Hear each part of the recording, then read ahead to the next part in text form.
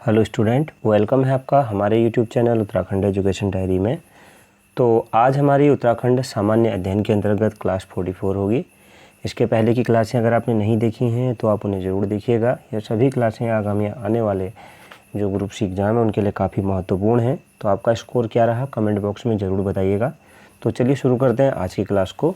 हमारा पहला क्वेश्चन है, दुग्ध उत्पादन में विश्व में भारत का स्थान है कौन सा? तो ऑप्शन ए कौन सा स्थान है? प्रथम स्थान है। ऑप्शन ए इस प्रश्न का राइट आंसर हो जाएगा। क्वेश्चन नंबर 2 है, किस राज्य की समुद्र तटीय रेखा सबसे लंबी है? किस राज्य की समुद्री तटीय रेखा सबसे लंबी है? ऑप्शन सी गुजरात की। ऑप्शन सी इस प्रश्न का राइट आंसर हो जाएगा। अगला प्रश्न है, रेशम उत्पादन में अग्रणी राज्य है कौन सा?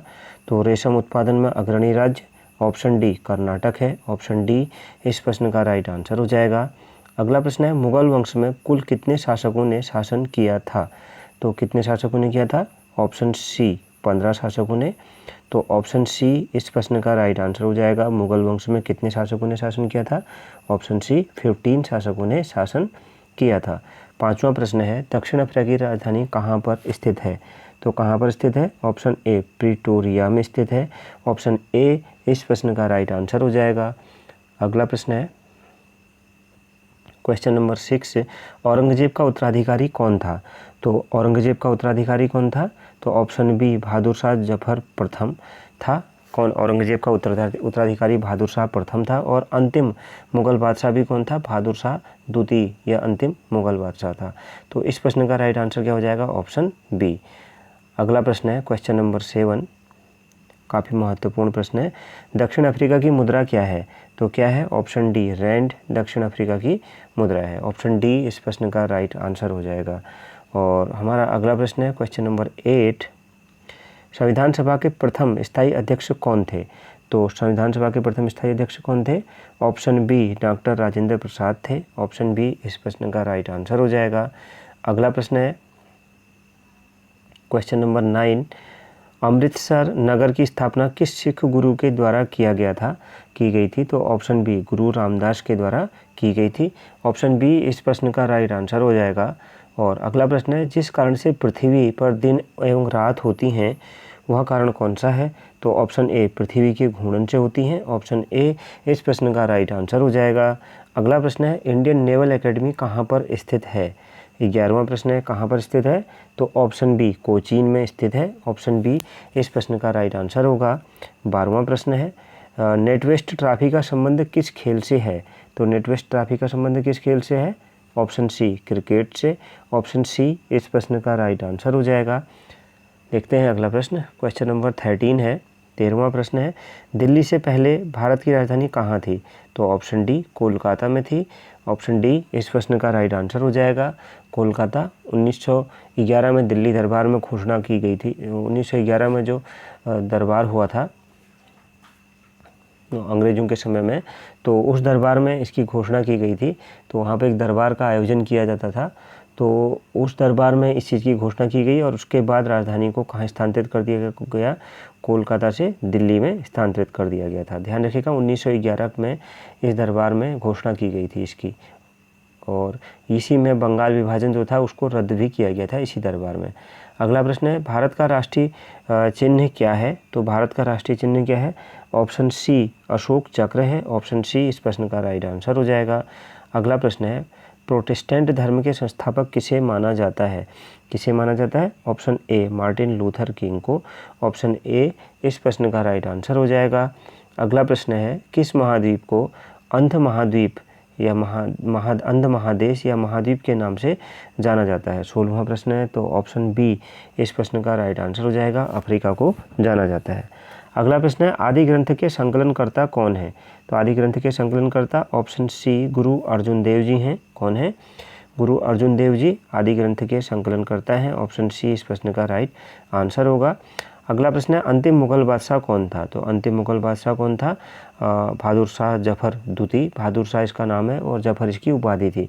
तो बहादुर शाह जफर द्वितीय 1862 में रंगून में इसकी मृत्यु हो गई थी। और मुगल शासन का जो अंत हो गया था वह कब हो गया था? 1857-58 के टाइम पे महारानी की घोषणा पत्र के साथ में। लेकिन यह जो मुगल बादशाह थे 1862 तक जिंदा था। 1862 में इसकी मृत्यु हुई थी रंगून में। अगला प्रश्न है संयुक्त राज्य अमेरिका का राष्ट्रीय चिन्ह क्या है? तो संयुक्त राज्य अमेरिका का राष्ट्रीय चिन्ह क्या है? Option A golden rod. Option A इस प्रश्न का राइट आंसर हो जाएगा। अगला प्रश्न है क्वेश्चन नंबर 20, स्वर्ण मंदिर का निर्माण किस सिख गुरु के द्वारा किया गया था? स्वर्ण मंदिर का निर्माण, तो ऑप्शन डी गुरु अर्जुन देव जी के द्वारा किया गया था। 21वां प्रश्न देखते हैं। 21वां प्रश्न है एयरफोर्स एकेडमी कहाँ पर स्थित है? तो यह हैदराबाद में स्थित है। ऑप्शन बी इस प्रश्न का राइट आंसर हो जाएगा। 22वां प्रश्न है गोपथ किस वेद का ब्राह्मण ग्रंथ है? तो किस वेद का ब्राह्मण ग्रंथ है गोपथ? तो इस प्रश्न का राइट आंसर क्या हो जाएगा? इस प्रश्न का राइट आंसर होगा ऑप्शन डी अथर्ववेद का। ऑप्शन डी इस प्रश्न का राइट आंसर हो जाएगा। अगला प्रश्न है कोहिनूर हीरे को किस विदेशी आक्रमणकारी ने लूटा था? कोहिनूर हीरे को किस विदेशी आक्रमणकारी ने लूटा था? तो ऑप्शन ए नादिर शाह ने लूटा था। ऑप्शन ए इस प्रश्न का राइट आंसर हो जाएगा। अगला प्रश्न है वर्तमान में भारत का सबसे प्राचीन विश्वविद्यालय कौन है? तो कौन सा है भारत का सबसे प्राचीन विश्वविद्यालय वर्तमान के समय में? तो option B Nalanda. Option B इस प्रश्न का राइट आंसर हो जाएगा। इन दिए हुए विश्वविद्यालयों में से कौन है? नालंदा। अगला प्रश्न है भारत का प्रथम उपग्रह आर्यभट्ट कब छोड़ा गया था? तो यह भारत का जो प्रथम उपग्रह था आर्यभट्ट कब छोड़ा गया था? ऑप्शन डी 19 अप्रैल 1975 को छोड़ा गया था। अगला प्रश्न है पांड्य वंश की राजधानी कहाँ थी? तो पांड्य वंश की राजधानी कहाँ थी? ऑप्शन सी मदुरै में थी। ऑप्शन सी इस प्रश्न का राइट आंसर हो जाएगा। अगला प्रश्न है फॉरवर्ड ब्लॉक की स्थापना किसके द्वारा की गई थी? तो सुभाष चंद्र बोस जी के द्वारा की गई थी। ऑप्शन बी इस प्रश्न का राइट आंसर हो जाएगा। Option B. अगला प्रश्न देखते हैं अकाल तख्त की स्थापना किस सिख गुरु के द्वारा की गई थी? दिए गए 4 ऑप्शंस में से कौन सिख गुरु थे जिन्होंने इसकी स्थापना करी थी? तो ऑप्शन डी गुरु हरगोबिंद सिंह जी थे। कौन थे? ऑप्शन डी गुरु हरगोबिंद सिंह जी, इन्होंने इसकी स्थापना की थी। अगला प्रश्न देखते हैं क्वेश्चन नंबर 29, भाप इंजन का आविष्कार किसने किया था? तो भाप के इंजन का आविष्कार किसने किया था? जेम्स वाट ने। ऑप्शन ए इस प्रश्न का राइट आंसर होगा। 30वां प्रश्न है गुरु नानक का जन्म कहाँ पर हुआ था? तो कहाँ पर हुआ था? ऑप्शन सी तलवंडी में हुआ था। ऑप्शन सी इस प्रश्न का राइट आंसर हो जाएगा।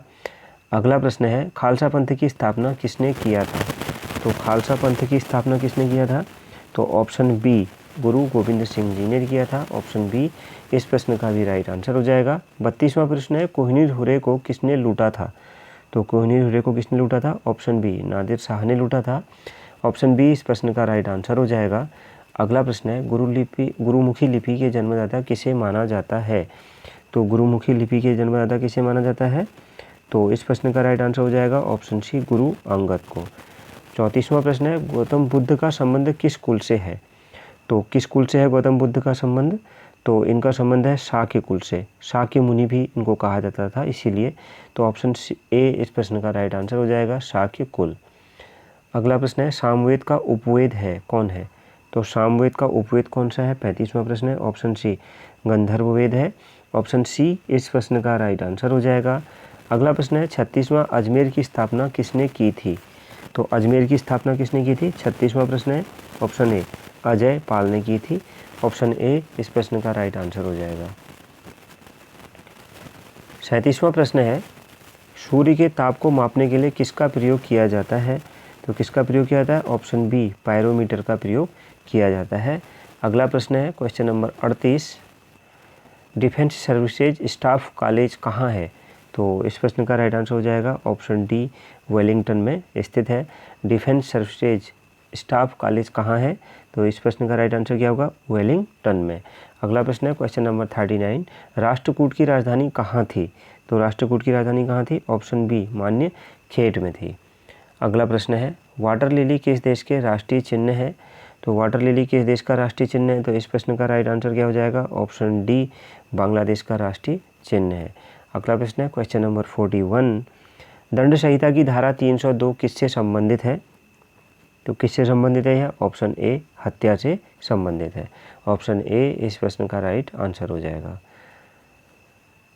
और अगला प्रश्न है क्वेश्चन नंबर 42, बोरो बुदुर का मंदिर कहाँ अवस्थित है? कहाँ पर अवस्थित है?